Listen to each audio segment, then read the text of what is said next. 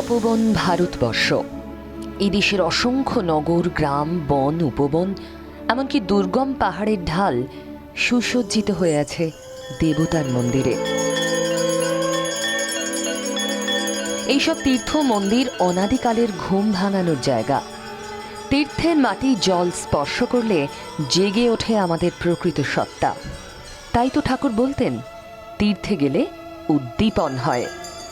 মন্দিরময় দেশে সেই পরম অনুভূতির সন্ধান পেতেই আমাদের বেরিয়ে পড়া। নাহি সূর্য নাহি জ্যোতি, নাহি সূর্য নাহি জ্যোতি, নাহি শশাঙ্ক সুন্দর, ভাসে বোমে ছায়া সম, ছবি বিশ্ব চরাচর। নাহি সূর্য নাহি জ্যোতি, নাহি সূর্য নাহি জ্যোতি। একদিকে সাতপুরার বিন্ধ্য পর্বত, মাঝে মেখল পাহাড়ের চূড়ায় পুণ্যতোয়া নর্মদার তটে পুণ্যতীর্থ অমরকণ্টক। রামায়ণ মহাভারত থেকে শুরু করে মার্কেন্ডেয় পুরাণ, এমনকি মহাকবি কালিদাসের মেঘদূত, সর্বত্রই এই অমরকণ্টকের নয়নাভিরাম দৃশ্যের কথা বলা হয়েছে। সতীপীঠের পরিক্রমায় অমরকণ্টক বিশেষ উল্লেখযোগ্য এই মা নর্মদার কারণে।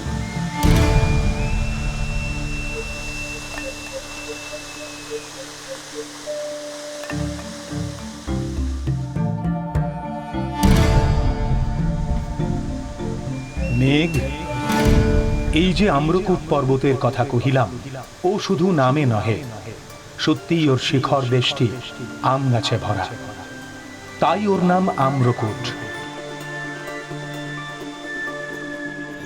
মেঘ, তেল কুচকুচে মিশমিশে কালো চুলের বেনির মতো তোমার রং। তুমি গিয়া যখন ওই পাণ্ডুবর্ণ নৈবেদ্যকার শৃঙ্গের ওপর বসিবে, তখন আকাশ হইতে দেব দম্পতিরা নিচের দিকে চাহিলেই দেখিবেন যেন ধরণীর সুন্দরীর 3 পয়ধর শোভা পাইতেছে।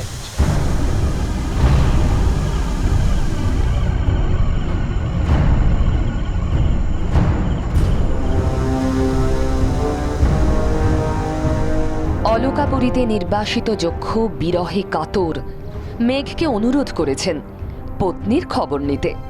মহাকবি কালিদাস তাঁর বর্ণনায় আশ্চর্য সুন্দর ছবি এঁকেছেন নর্মদার উৎসমুখ অমরকণ্টক পর্বতের।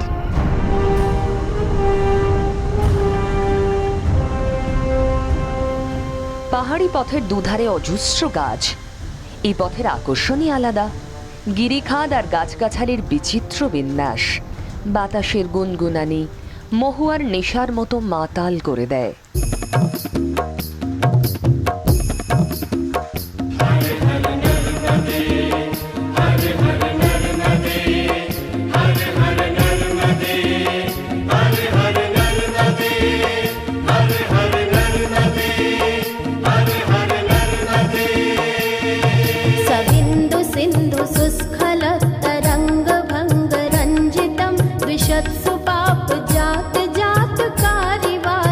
গোটা অমরকণ্টকই মন্দিরময়, আর অমরকণ্টকের যাবতীয় কেন্দ্রবিন্দুতে রয়েছে এই মা নর্মদার মন্দির।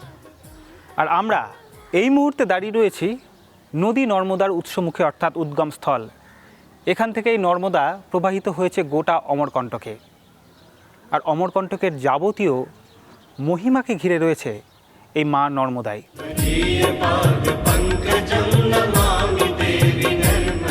गंगा कनखले पुण्या कुरुक्षेत्रे सरस्वती, ग्रामे वा यदिवारण्ये पुण्या सर्वत्र नर्मदा, त्रिभिः सारस्वतम तोयम। 3 दिन सरस्वती में स्नान करने से, सप्ताहेन तु यामुनम, 1 सप्ताह तक यमुना में स्नान करने से, सद्यः पुनाति गंगे, गंगा में स्नान करने से जो पापों का क्षय और पुण्यों की प्राप्ति होती है वह माँ नर्मदा में माने दर्शन करने से प्राप्त हो जाती है। इतनी महिमा है इस कलयुग में इनकी।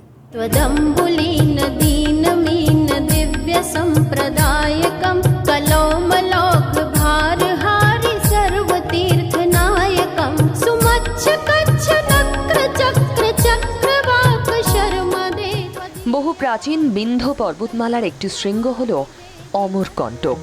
এখান থেকেই পৌরাণিক নদী নর্মদার যাত্রা শুরু। শত শত বছর ধরে কুণ্ডে উঠে আসা জল বেরোনোর জন্য রয়েছে একটি নালার সংযোগ। এর নাম গোমুখ নালা। গোমুখ নালার ভিতর দিয়ে নর্মদা এসে পড়েছে কোটি তীর্থে। पौराणिक कथाओं के अनुसार जिस समय भगवान शिव ने कालकूट का पान किया और उस जहर की वेदना से कृष्ण शिव चारों तरफ भ्रमण करने लगे, अचानक जब इस विंध्याचल पर्वत के ऊपर से वो गुजर रहे थे तो उस समय जब ये मेकल पर्वत के ऊपर से वो गुजरे तो अचानक उनके जो कंठ में वेदना हो रही थी वो समाप्त हो गई।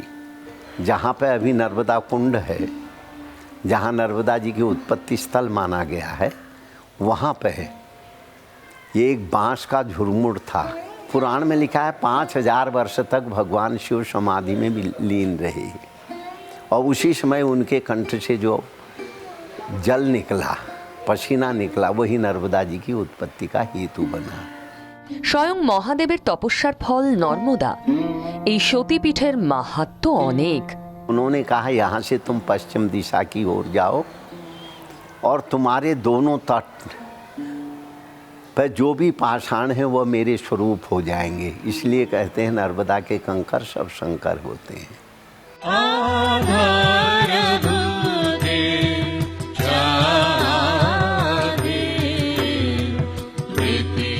অমরকণ্টক সাধন তীর্থ। কথিত আছে কপট পাশা খেলায় হাড়ের ক্ষত জুড়োতে নর্মদার তীরে ধ্যান করেছিলেন প্রথম পাণ্ডব যুধিষ্ঠির। পুরাণ বলে নারদ, বশিষ্ঠ, কপিল, ভৃগু, দুর্বাসার মতো মহান মুনি ঋষিরা তপস্যা করেছেন নর্মদা তীর্থ অমরকণ্টকে। यहाँ पर प्रमुख रूप से 3 नदियों का उद्गम स्थल है, नर्मदा, सोन और जोहिला। यह 3 पर्वतों का भी संगम है, विंध्याचल, सतपुड़ा और मेकल।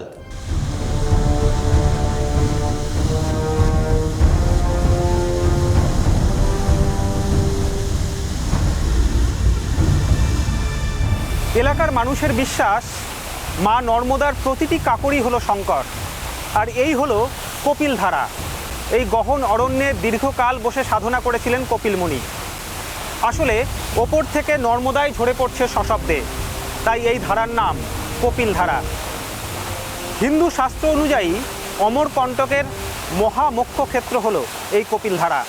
নাহি সূর্য নাহি জ্যোতি নাহি শশাঙ্ক সুন্দর ভাসে বোমে ছায়া अश्वत्था सर्ववृक्षाणां देवर्षीणां च नारद गंधर्वाणां चिद्रथा सिद्धानां कपिलो मुनि। ये सभी सिद्धों में से भगवान कृष्ण का भी वाक्य है कि सिद्धों में कपिल मुनि मैं हूँ। অস্ফুট মনো আকাশে জগত সংসার ভাসে অস্ফুট মনো আকাশে জগত। মাথা উঁচু করে জেগে মৌন পর্বত এক্কেবারে ধ্যান স্তব্ধ। কপিল ধারার বিরামহীন ধারাপাত সব মিলিয়ে অমরকণ্টক এক মায়াময় আধ্যাত্মভূমি। নাহি সূর্য নাহি জ্যোতি।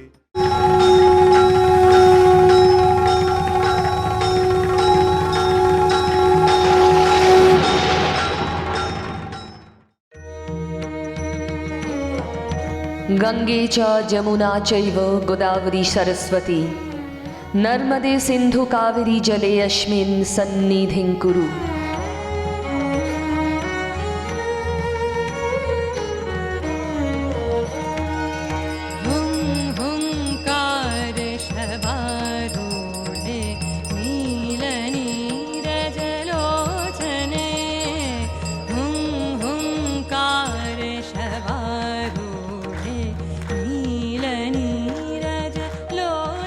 নর্মদা সমস্ত নদীর মধ্যে শ্রেষ্ঠ, আর অমরকণ্টক হল একাধারে শৈবপীঠ তন্ত্রপীঠ ও অঘোরপীঠ। তপস্যার উত্তম ভূমি নর্মদা তট। এখানে তপস্যা করলে অন্য যে কোনো স্থানে তপস্যার চেয়ে অধিক ও দ্রুত ফল লাভ হয়। তাই প্রাচীনকাল থেকে সমস্ত মুনি ঋষি সাধন ক্ষেত্র হিসেবে নর্মদা তটকেই বেছে নিয়েছেন। विंध्याचल पर्वत बहुत प्राचीन पर्वत है। बहुत अच्छी अच्छी जगहें भी कहीं कहीं पर लुप्त हुस्सरी की देखी गई हैं। तो यहाँ पे एक चंडिका गुफा है जो बड़ी दुर्गम जगह के ऊपर है, जहाँ जाना मुश्किल होता है। अगर आदमी प्रयत्न करके वहाँ जाने की भी कोशिश करता है तो चारों तरफ मधुमक्खी के छज्जे वहाँ लगे हुए हैं, उनसे भी बच के निकलना बड़ा मुश्किल होता है। वहाँ पे एक यंत्र है, वो यंत्र को ही चंडिका पीठ के रूप में माना गया है।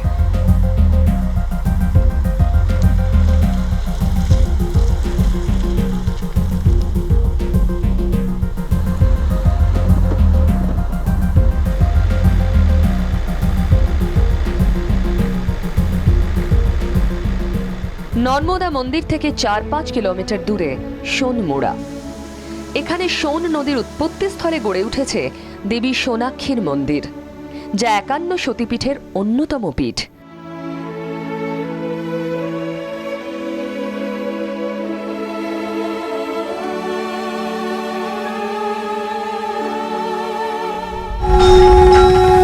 দক্ষযজ্ঞে সতীর প্রাণ ত্যাগের পর মহাদেব যখন তাকে কাঁধে নিয়ে জগৎ পরিভ্রমণ করছেন, তখন ভগবান বিষ্ণু সুদর্শন চক্র দিয়ে দেবীর দেহ খণ্ড বিখণ্ড করেন। দেবীর দেহের বিভিন্ন অংশ যেখানে যেখানে পড়েছে সেখানে গড়ে উঠেছে মহাশক্তিপীঠ। কথিত আছে সোনমুড়ায় দেবীর বাম নিতম্ব পড়েছিল। বিষ্ণু চক্রে খণ্ডিত সতীদেহের দেহাংশ অমরকণ্টকের ঠিক কোন জায়গায় পড়েছিল তা নিয়ে পণ্ডিত মহলে যথেষ্ট মতভেদ রয়েছে। একদল শাস্ত্রজ্ঞ বা পণ্ডিতের মতে অমরকণ্টকের এই সোন নদীর উদ্গমস্থলে সোনাক্ষী দেবী মন্দির গহন অরণ্যের মধ্যে এখানেই দেবী সতীর বাম নিতম্ব পড়েছিল। তা নিয়ে কিন্তু পণ্ডিত মহলে যথেষ্টই মতভেদ রয়েছে।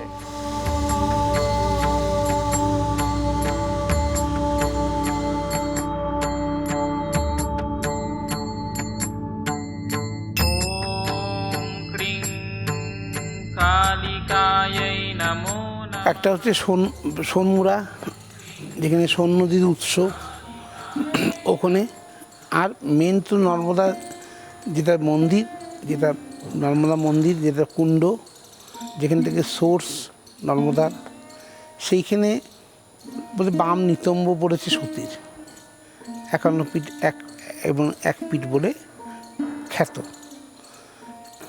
ওটা মন্দিরের পিছনেই, ঠিক মূর্তির পিছনেই আছে।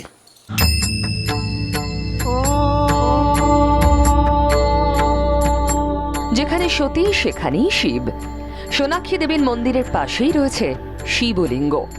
শঙ্কর এখানে মহাকাল ভদ্র সেন নামে পূজিত হন। সতীপীঠের স্থান নির্বাচন নিয়ে মতভেদ যাই থাকুক না কেন, অমরকণ্টকের স্থান মাহাত্ম্য নিয়ে কোনো সংশয় নেই। তীর্থভূমি ভারতের বুকে এই জায়গাখানি সাধু সন্ত মহাত্মা তীর্থ অভিলাষীদের যুগ যুগ ধরে আহ্বান করে চলেছে।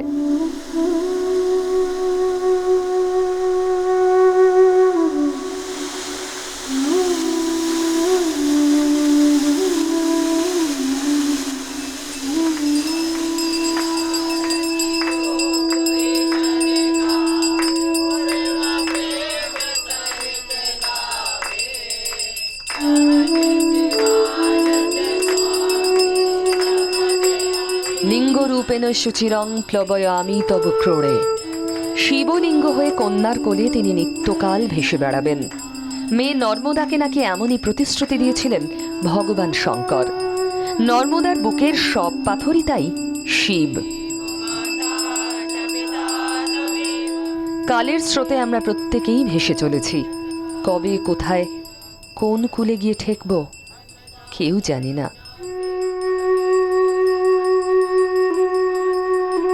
ক্ষণিকের বুদবুদের মতো জীবনে এই শিবময় মাতৃভূমিকে কোটি কোটি প্রণাম।